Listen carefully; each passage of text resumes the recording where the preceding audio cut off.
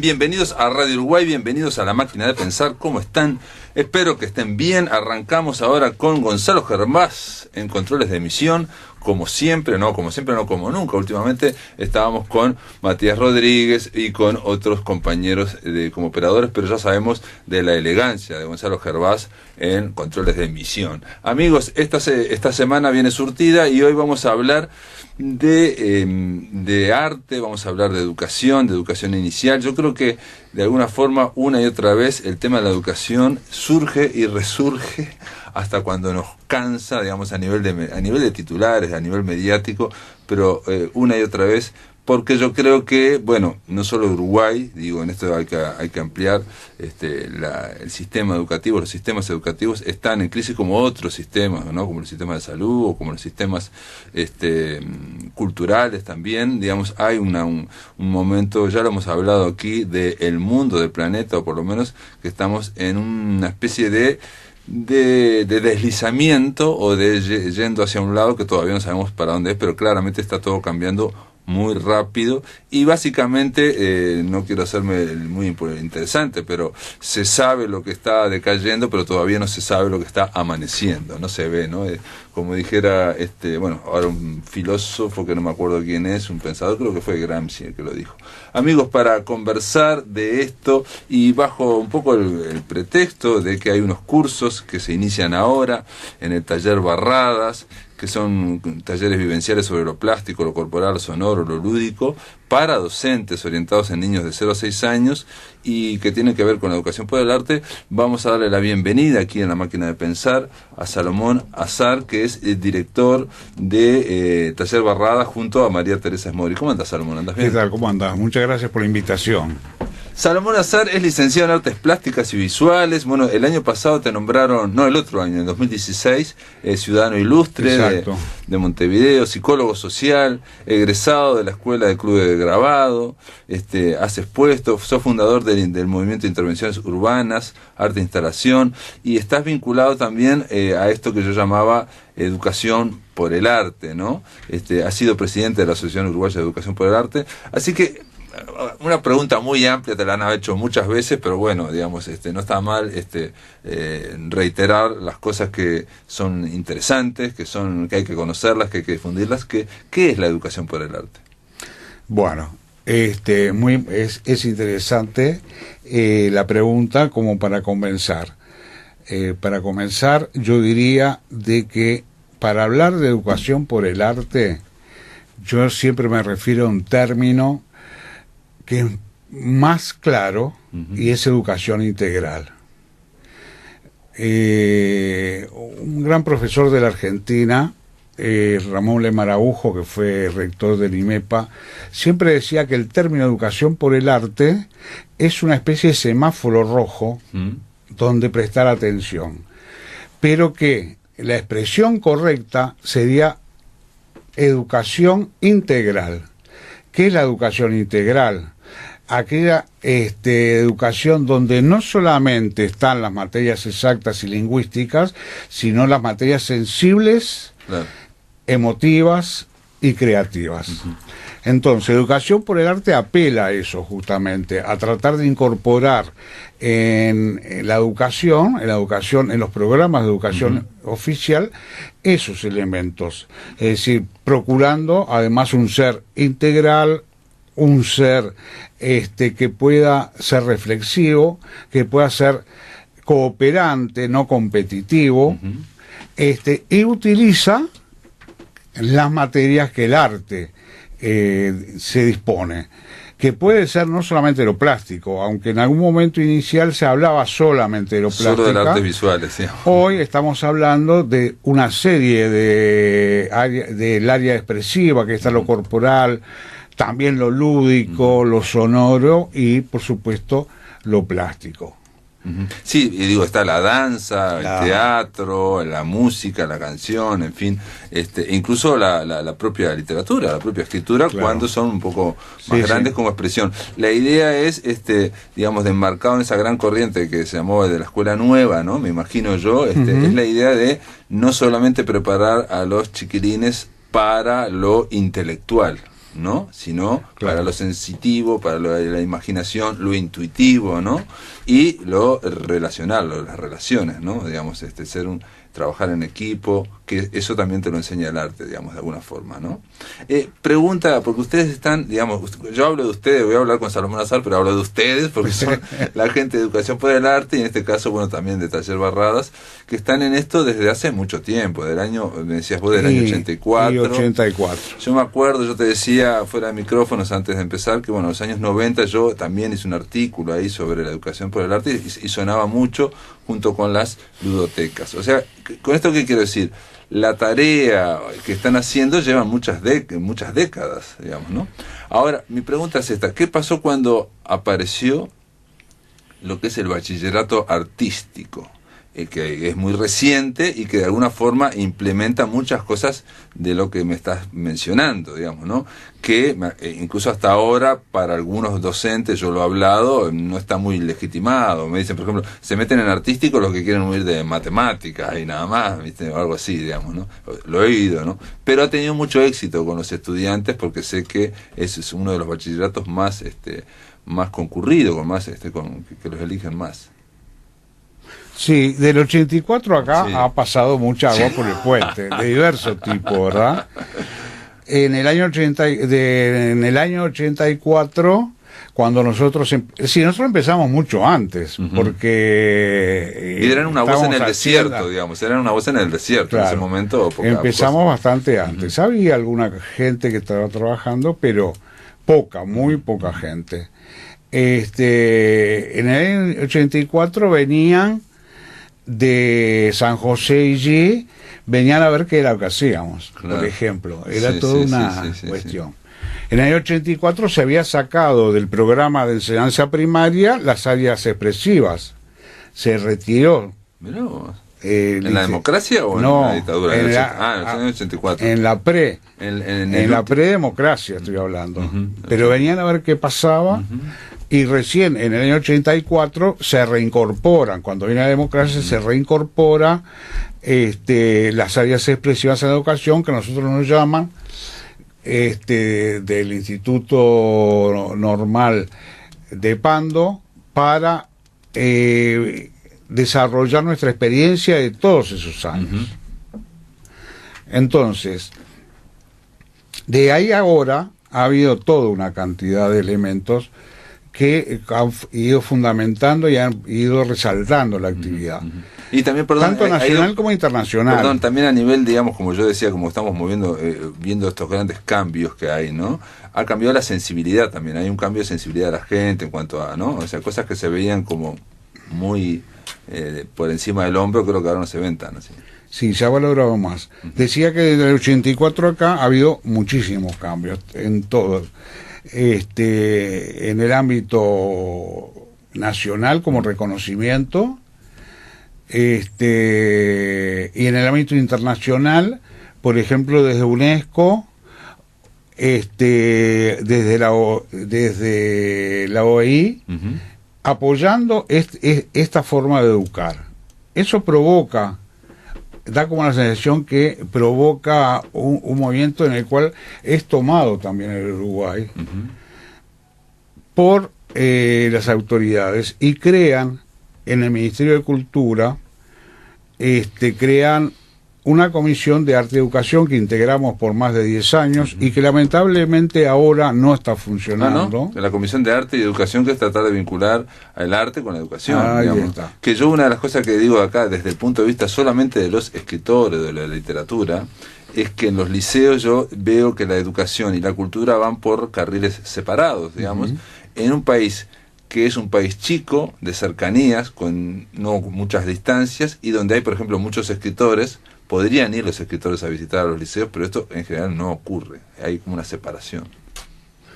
Claro, eso de alguna manera motivó determinado movimiento, a tal punto que se crearon 2 o 3 bienales, hubo toda una movida que yo decía que ¿cuál era el valor? Bueno, yo decía que el valor era poner en la agenda el tema del arte en la educación. Claro. Ese para mí era el valor fundamental.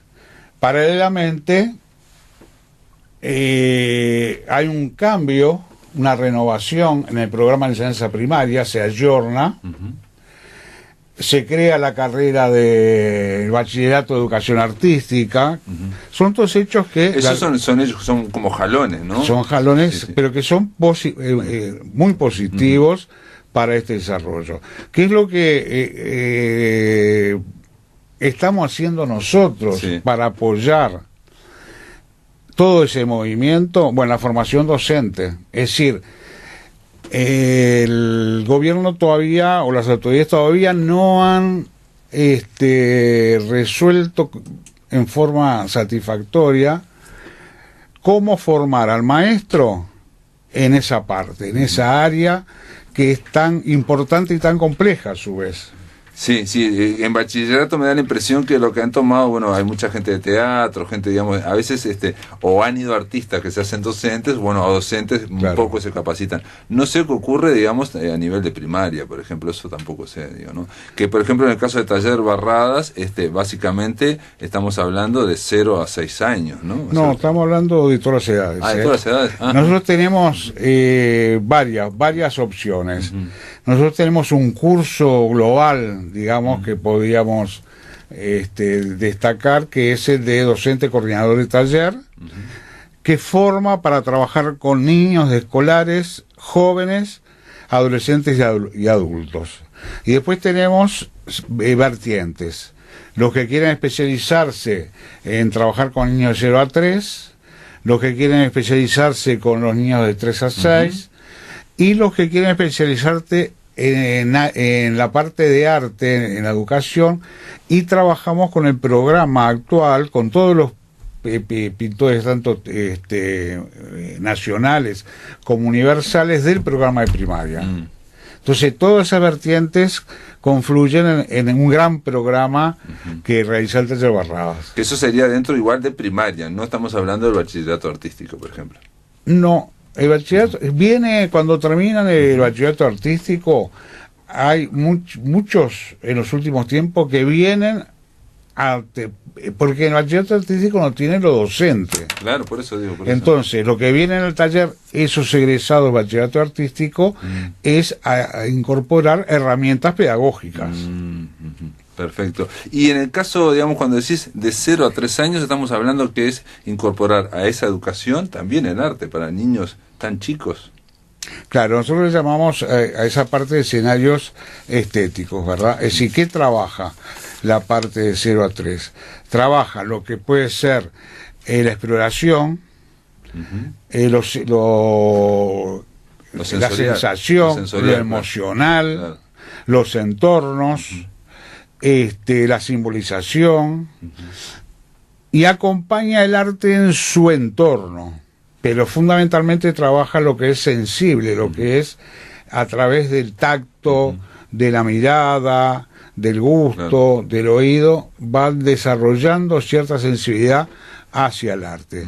Por supuesto que de pronto hacen una obra gráfica, pero una obra gráfica totalmente espontánea y libre, que no podríamos definirlo como arte. Sí, bueno, Picasso decía que no, que él le llevó toda la vida a tratar de volver a pintar como un niño, ¿no? No, esa idea. Aquí hay en Montevideo, porque la hemos entrevistado un par de veces, hay una actriz que trajo de España y que en realidad es el único caso hasta ahora, pero que ha tenido mucho éxito, de teatro para bebés, de 0 a 2 años, y hace 3 años que está ininterrumpidamente, ¿no? Porque ha tenido así un lleno constante y total. Primero fue en la Untenis y ahora está en el Castillo Pitamiglio haciendo teatro para bebés, y también nos llamaba la atención, de 0 a 2 o 3 años y sin embargo los gurises se prenden, porque es lo mismo que estás diciendo vos, no hay un argumento, sino que es más bien sensorial, ¿no? Claro, el niño de 0 a 3 es un hábil explorador, aunque no parezca. Sí, claro. Y eso es lo que incentiva para desarrollar estos aspectos. Es decir, lo que incorpora el niño a través de un ejercicio con el tacto, o con diferentes texturas, diferentes colores, diferentes olores, eso lo incorpora en su personalidad. Es decir, es increíble cuando está trabajando, por ejemplo, con agua. Nosotros hay varios talleres en los cuales el niño explora con el agua, que flota, que sube, que baja. Es decir, son elementos que lo van incorporando a su acervo. Sí, igual incluso en ese primer desarrollo de 0 a 2 años, por lo menos está como muy, la psicología evolutiva lo ha marcado mucho, claro. ¿no? O sea, está el gran Piaget, ¿no? Que fue fundador de todo eso, y como que, pero después de los 2 años ya el ser humano se va ampliando mucho. Claro, ¿no? en 3 años ya hay elementos de arte. Claro. Ya hay cosas individuales. Y en todo esto, digo, porque el tema del bachillerato artístico a nivel de secundaria, claro, eso generó en todos los liceos, no están todos, pero también generó una gran demanda de docentes. Y reitero que hubo una gran afluencia de estudiantes. Obviamente me decís que lo ves bien, porque es un jalón más, digamos, de una empermear. Pero siempre queda, te pregunto, así una pregunta muy antipática, la idea de lo útil o lo inútil del arte para la enseñanza. El arte, el origen del hombre está asociado al arte, está asociado a las cavernas, a las pinturas en las cuevas. Es un elemento de transmisión fundamental. Nadie puede negar, por ejemplo, lo que puede ser la transmisión a través de un texto de una obra teatral. Claro. ¿Enriquece o no enriquece? Porque es la idea central de todo esto. La idea central de todo esto. Acá no estamos formando artistas.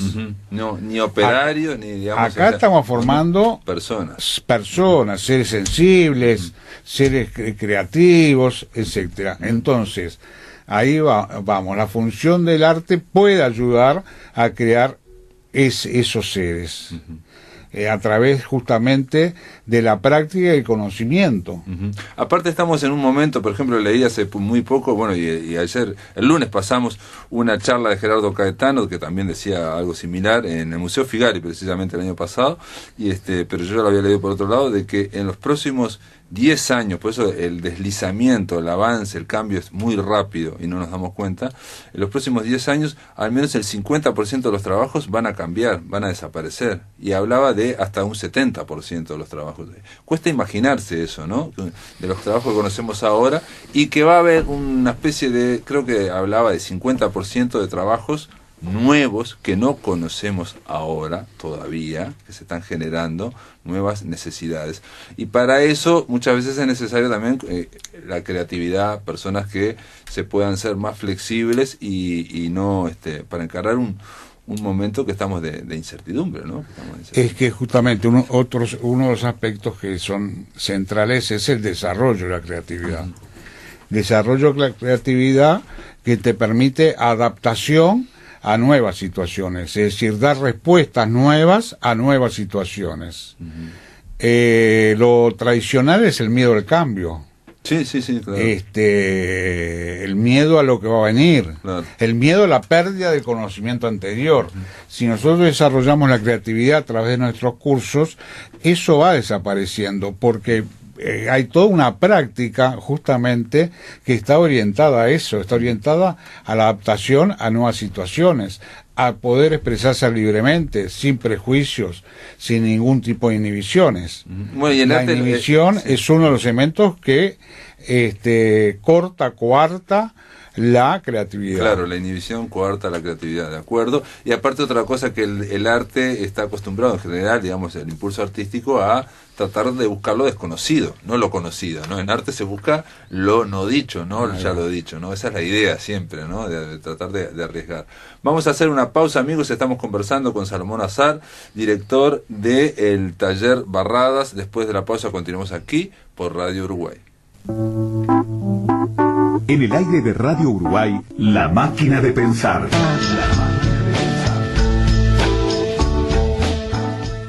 Estamos aquí en La Máquina de Pensar, estamos conversando con Salomón Azar. Él es director del Taller Barradas, que ahora va a comenzar ahora un programa de primera infancia compuesto, bueno, para docentes, y que tiene que ver con la educación por el arte, el tema del área expresiva en la educación inicial.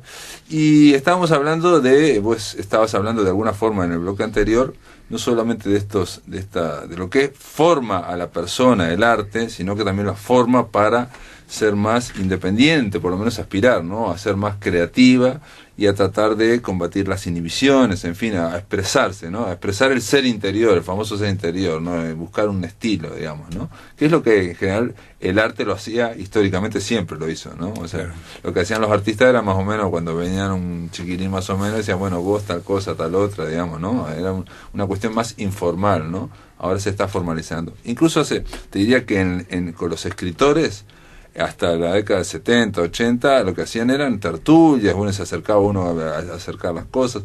Ahora eso viene ya de Estados Unidos, hay muchos talleres literarios, ya hay como digamos, algo más formal, si se quiere, ¿no? Una más formalidad a cosas que ocurrían antes a niveles informales. Ahora, todo va cambiando y el tema de la educación es muy político también y es muy filosófico. Capaz que te sorprende la pregunta que te voy a hacer. Pero hace 3 días estuvo en el tapete de nuevo el tema de la educación, porque unos padres en un colegio privado fueron ante el juez, un recurso de amparo, porque su hija había repetido en 5º año, y entonces el juez le dio la razón a esos padres, y bueno, y ahora hay una apelación del colegio, colegio privado, y bueno, y ahí hubo también peritos, en fin, y simplemente en el fallo que yo estuve leyendo, el juez cita algo que obviamente viene de los orígenes de la escuela nueva, que dice que esta niña tenía aptitudes, en fin, pero que no se adaptaba al ritmo de la institución, y que la institución tiene que adaptarse al ritmo de la niña, del alumno, y no el alumno al ritmo de la institución, cosa que el primero es un impulso de la escuela nueva, pero la escuela nueva está dentro de la escuela tradicional también, ¿no? Eso sabemos que lo que existe con las instituciones, ¿no? ¿Qué pensás de eso? Es un tema complejo. Sí. Bueno. Por lo que leí o escuché, era una niña con capacidades diferentes. Sí. Eso ya lo pone en determinado estadio. Uh-huh. Que la justicia, sin los peritajes necesarios, haya juzgado, esto me parece que es quizás excesivo. Uh-huh.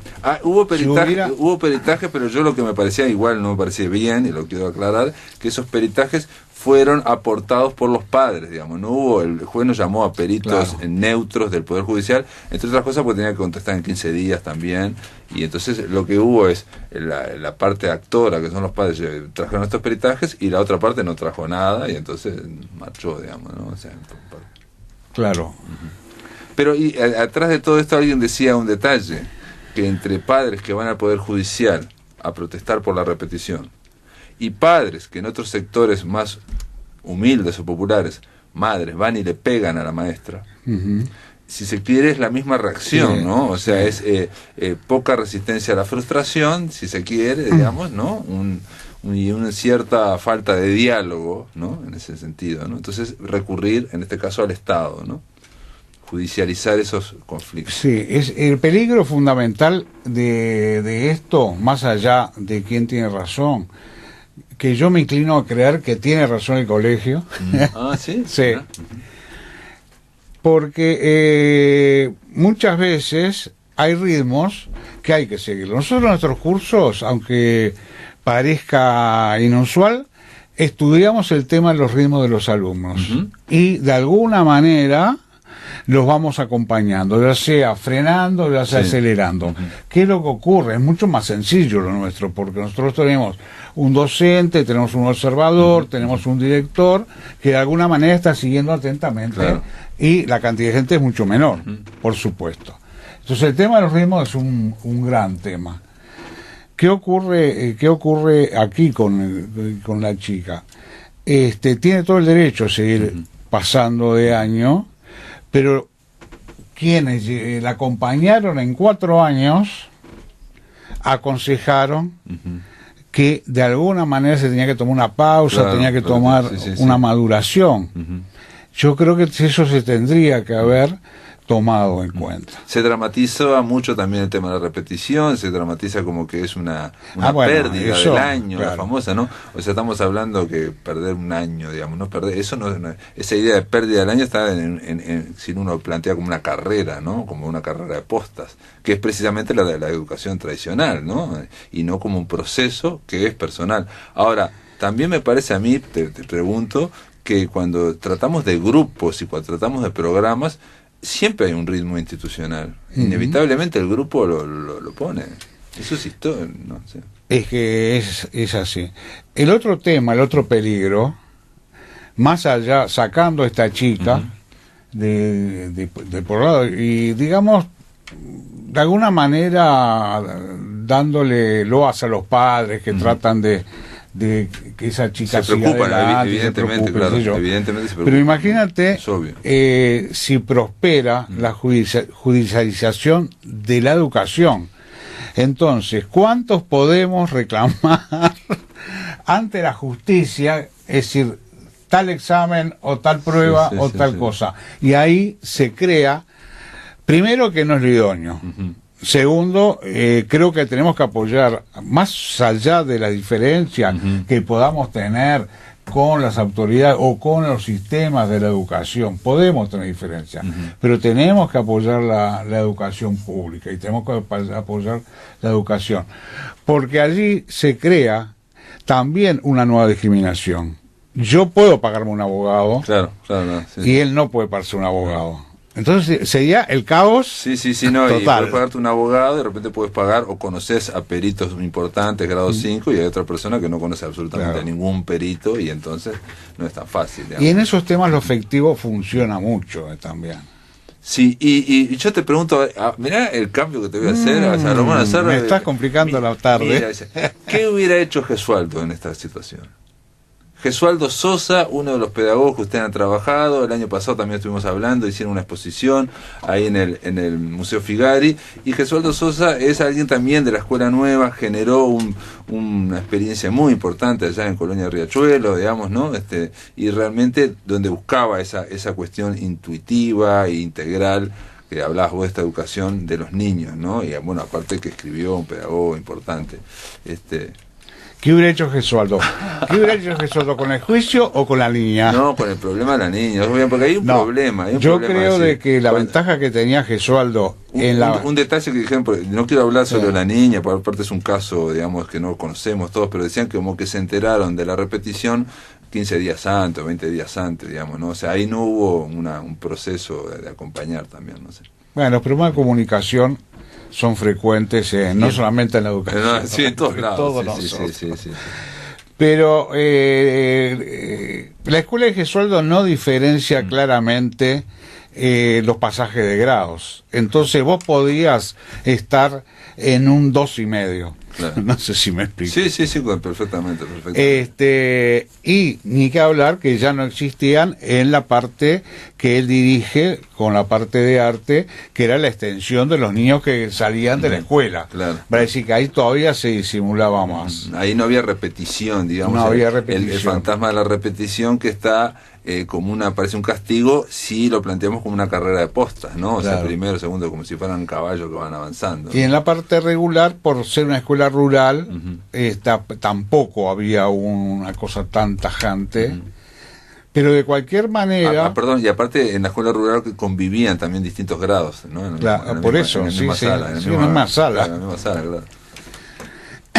Pero... lo que pasa es que la experiencia de Gesualdo no fue masiva, fue puntual. Entonces Gesualdo y sus maestros conocían muy bien a cada uno de sus alumnos a través de las 100 preguntas. 100 preguntas que ellos iban armando con el propio Gesualdo y que tenía 10 capítulos, desde cómo nací, cómo me relaciono con mi madre, cómo me relaciono con mi padre. ¿Qué pienso yo de la escuela antes de haber ingresado? ¿Qué pienso de la escuela después de haber ingresado?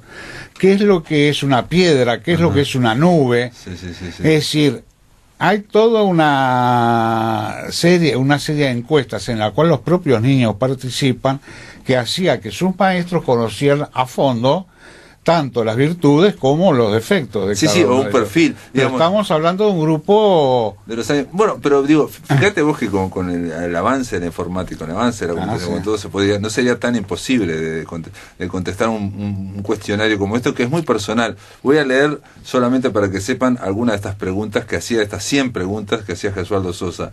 ¿Qué le parecía su hogar cuando pequeño? ¿Qué le parecía a su padre? ¿Qué le parecía a su madre? ¿Qué entendía usted por portarse bien? ¿Qué pensaba usted de sus padres? ¿Tenía dificultades en la escuela? ¿Cuáles? ¿Cuáles eran sus amistades? ¿Qué recuerda del camino que lo traía a la escuela? ¿Qué pensaba que era la calle? Narre un episodio de su segundo año escolar. O por ejemplo, en otro de las preguntas es, ¿cómo es usted ahora? ¿Qué piensa realizar cuando grande? O sea, las preguntas son, todas son contestadas, fácil de contestar por un niño, pero son preguntas de profundidad también, ¿no? Claro. Para generar, digamos, un conocimiento. En general, lo que dijiste vos, que esta experiencia es puntual, yo diría que todas las experiencias de escuela nueva son puntuales. La experiencia de ustedes, de Educación por el Arte, también es puntual. Sí, el gran problema siempre es cómo pasás de una cosa puntual que funciona muy bien, tiene éxito, a algo institucional o masivo, ¿no? Y ahí está, es el dilema, ¿no? Hay una célebre experiencia que hizo Alexander Neal, ¿no? Alexander Neal de Summerhill, en su momento, que en Inglaterra, que ellos era una colonia de vacaciones y le dejaban a los gurises entrar y salir cuando quieran, o sea, solo que entraban los que querían, y había gurises que de repente estaban un año sin entrar a la escuela. Pero ¿qué pasa? Dentro daban las clases normales, curriculares, ¿no? Pero entraban solo aquellos que querían, ¿no? Y esos alumnos funcionaban extraordinariamente bien en esa experiencia puntual, ¿no? Vamos a hacer una pausa, Salomón, ¿te parece? Y después de la pausa continuamos aquí conversando con Salomón Azar. Se ríe por las preguntas que le voy a hacer en La Máquina de Pensar. En el aire de Radio Uruguay, La Máquina de Pensar. Amigos, estamos conversando aquí en La Máquina de Pensar con Salomón Azar, director del Taller Barradas y un hombre muy vinculado, bueno, el Taller Barradas también, a la educación por el arte.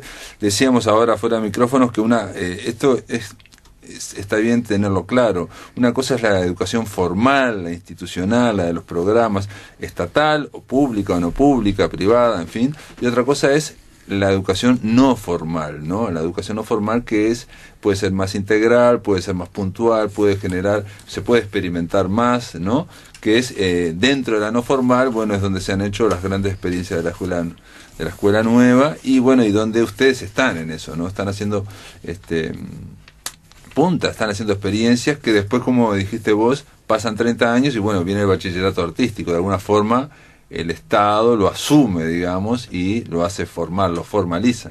Con lo cual, uno piensa, el arte se puede formalizar, no se puede formalizar. Vos sos artista también, ¿no? Sí, yo soy egresado de la Escuela de Bellas Artes y a su vez de Club de Grabado, donde viví los años gloriosos del Club de Grabado, y además en diferentes momentos, con exposiciones y eso, he ido desarrollando diversas técnicas, es decir, desde pintura, grabado, ahora estoy haciendo tapiz, he hecho varias muestras colectivas en Maldonado, con el tema del tapiz, cosa que es algo que en este momento me apasiona, la textura, las veladuras, todo ese tipo de cosas, y que de alguna manera me expresa, si me representa. Claro. Entonces es a veces de pasar de lo intelectual, que puede ser dirigir una institución, a lo sensible y creativo, que se traduce a través de una obra. Una obra que a veces sale bien y a veces sale mal, a veces que tenés que rehacer, pero que de alguna manera estás desarrollando ahí, aplicando ahí toda tu creatividad y sensibilidad. Y de alguna forma estás, digamos, desarrollando dimensiones, digamos, de tu persona que no son las que habitualmente se expresan también, ¿no? Claro. Digamos, ¿no? O sea, todo el tema de lo inconsciente, todo el tema de las dimensiones, digamos, no tan accesibles a la razón, digamos, a lo intelectual, ¿no? A lo que uno habla en general, a lo cotidiano, ¿no? También ahí está, de repente se pueden aparecer cosas políticamente incorrectas, ¿no? El tema de la sombra, en fin, todas las partes, somos una complejidad. Ahora, también al hacer una obra vos,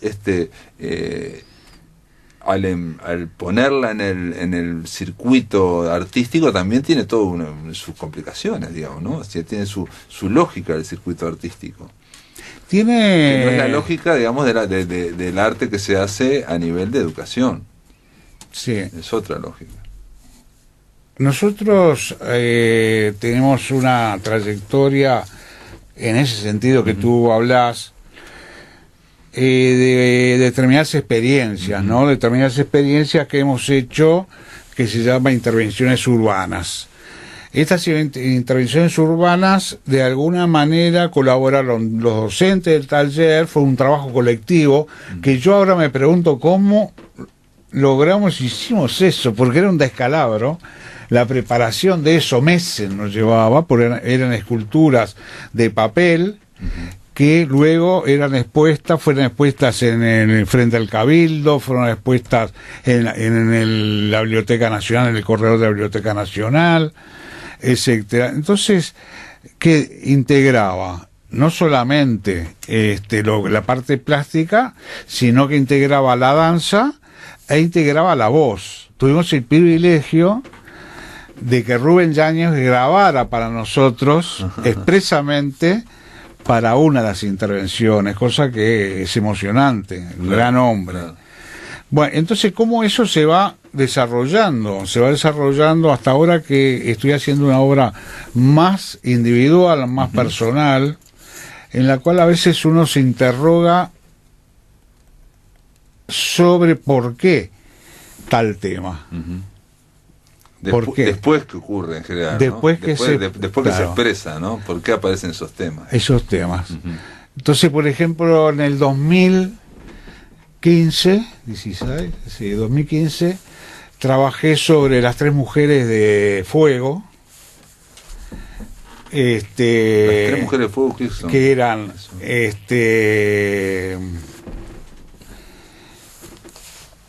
son 3 mujeres simbólicas, ¿sí? Con diferentes aspectos de su vida.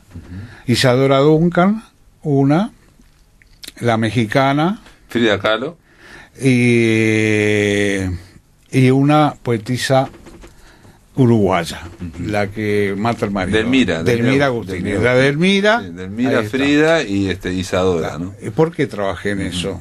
Y a las 3 se les llama por el primer nombre, ¿no? Viste que a otras mujeres se les parece. Es decir, yo ahora me interrogo porque del año siguiente trabajé con la obra de Blanes. Ah, mirá, la obra de Blanes. Sí, con... ¿Y en tapices? No. En tapices, en tapices. ¿Y qué hiciste con la obra de Blanes? En tapices. Bueno, trabajé en la obra de Blanes. Genial. Como diversas etapas. ¿Por qué me llega la obra de Blanes y yo? Porque es un trabajo de un año, además. No es un dibujo en el cual uno va realizando. No, y aparte implica una concentración, una cierta obsesión. Ahí está. En el tema, ¿no? Eso es algo muy frecuente a los artistas, que se obsesionan por un tema después de que lo absorben y después lo tiran y no se acuerdan más nada de ese tema y pasan al otro tema, ¿no? Y trabajé nada menos que con Petrona. Ah, Petrona Viera. Sí. Entonces pintora, ¿no? Son 3 tapices. Qué pintora, Petrona Viera, ¿no? Petrona Viera también. Y este año trabajé ya cambiando tratando de trabajar con el material, es decir, por un lado hice unas instalaciones en el cual había gasas muy delicadas y había hierros muy oxidados. Entonces trabajar esos contrastes fue impresionante. Y las dificultades que te exige una instalación, a diferencia de un tapiz. Claro. Esto era una instalación tapiz también, pero a diferencia de los anteriores en el cual vos vas trabajando, y a mí lo que me gusta del tapiz es eso, de que como que vas dando puntadas y lo vas viendo, y si no te interesaron, lo deshaces y lo haces de Claro, vuelta. claro. En la instalación, vos tenés que hacer un esfuerzo muy importante para ver qué es lo que estás haciendo y cómo va a representar en el lugar donde vas en a el instalar. Hay espacio, todo hay ese de 3 dimensiones. Y de tiempo también. Y de tiempo. Entrar, el espacio y el tiempo. Hay todo un desafío en cuanto a eso. Y bueno, fundamentalmente me pregunto muchas veces por qué trabajo determinados temas, por qué trabajo... Y si yo Porque te hubo dijera- una época que era clara en el grabado, y era que yo trabajaba con el tema de la dictadura. En forma muy abstracta, con cuerdas, con sogas, con toda una serie de cosas, pero ahí había como una explicación más lógica, ¿no? o más directa. Más sí, directa. más directa. Algo que uno puede decir, esto viene de acá porque me pasó esto, digamos, ¿no? Ahora, yo creo que ¿por qué te hablo de esto? Porque yo mi intención es hablarte de lo que hago. No, pero me interesa. Pero porque yo creo que el docente de educación por el arte tiene que ser un docente creador. Ah, claro. Es decir, de la misma manera que desarrolla una obra, por pequeña que sea, después emplea esa misma gimnasia Exacto. en desarrollar se sus cursos.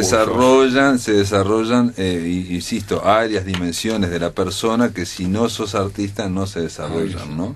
Hay una retribución en eso. Lo mismo pasa con la escritura, ¿no? O sea, uno puede escribir sin llegar a publicar, pero el hecho de escribir de escribir y de desarrollar la imaginación, o de enfrentarse con la imaginación de uno, te hace, ¿no? te hace más profundo, o por lo menos te conoces más y te puede sorprender. Para terminar, una sola pregunta es de los artistas uruguayos visuales, digamos, ¿cuál es el de los últimos 50 años? ¿Que te gusta, que te impresiona, que te vuela la cabeza, o no?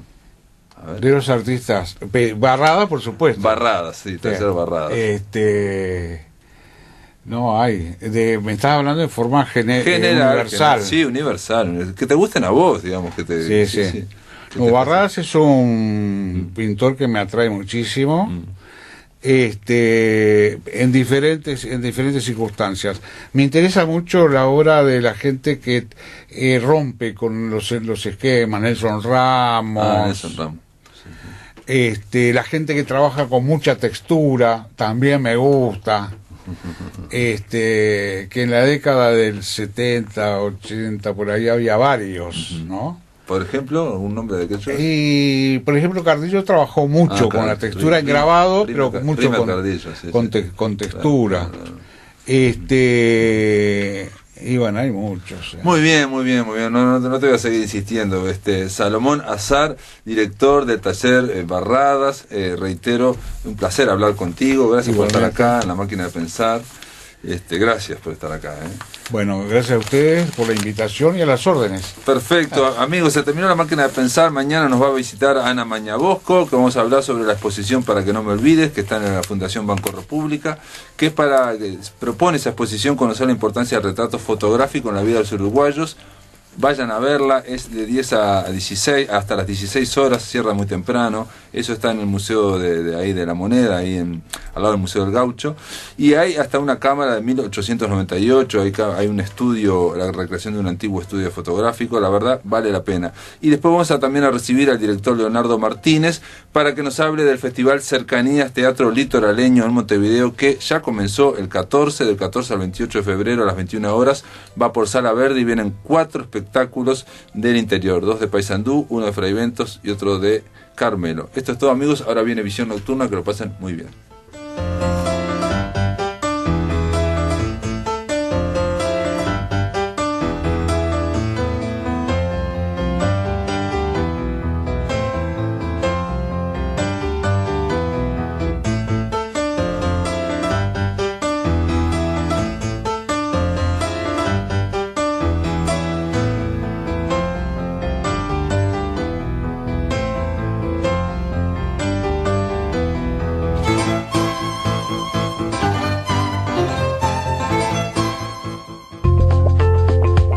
Moñas en Ronda, una creación de